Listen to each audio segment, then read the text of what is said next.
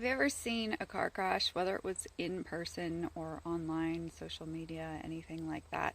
where before the crash actually happened, as you were watching the preface of whatever was going on with the vehicle, that you had thoughts, or maybe even voiced out loud, they need to turn, they need to slow down, oh my gosh, look what's going to happen. Like you could foresee what was about to happen, and you had these suggestions of how to avoid it.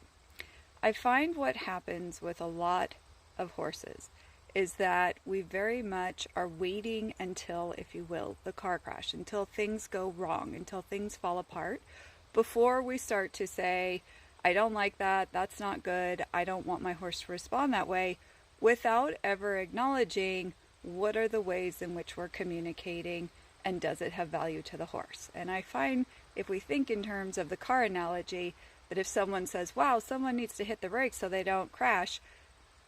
people with their horses are often missing fundamental basics. They cannot mentally direct their horse without moving the horse's feet. They cannot influence moving separate pieces of the horse's body, the head separate from the neck, separate from the shoulder, separate from the rib cage, separate from the hindquarters, while the horse remains in a balanced, soft state. People don't have the ability to influence and increase or decrease the horse's energy without triggering the horse's fear, defensiveness, anticipation, and so on.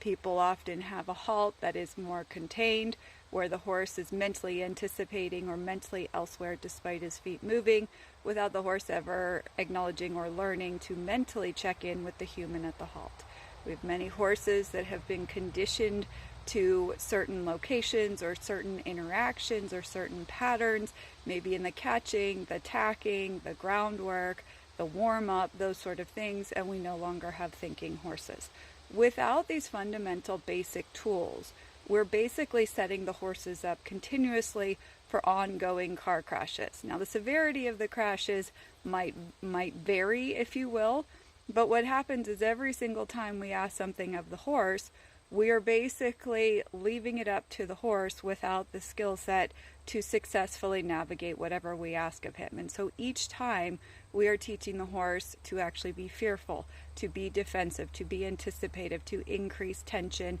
as his anticipation increases during the interaction. And then what you tend to get is a lot of folks who focus on, but here's what I don't want my horse doing. And to a certain degree, they will think that they've been successful because so far the horse maybe hasn't hurt them, maybe hasn't overwhelmed them, maybe hasn't scared them yet. But what I find is until those things happen in a extreme scenario or in a dramatic event,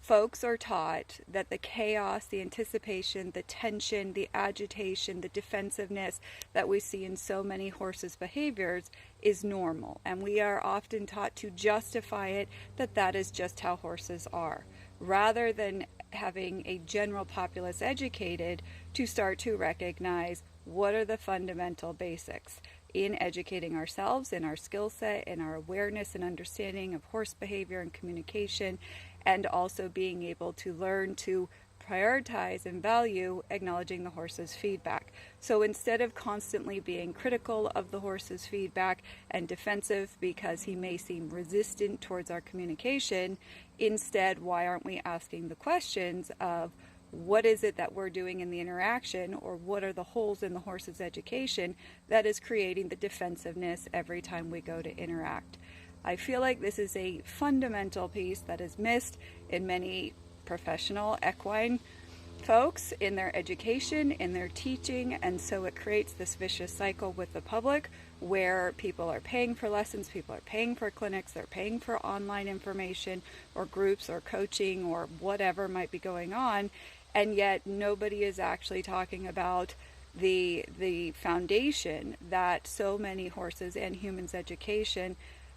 have cracks in, if you will. And it doesn't really matter how many years people have been riding, it doesn't matter how much horse experience they have, if during all of those previous occasions there was no acknowledgement, understanding, consideration of the horse and his feedback. It is not a magic act to build the horse's trust. It is not a magic act to build a willing, adaptable, reasonable horse. But it seems like this like rare event, or it seems like this thing that everybody is striving for and yet almost unattainable, because so many of the approaches that are being used, that are in mainstream, that are financially backed by big corporations and produced for the masses,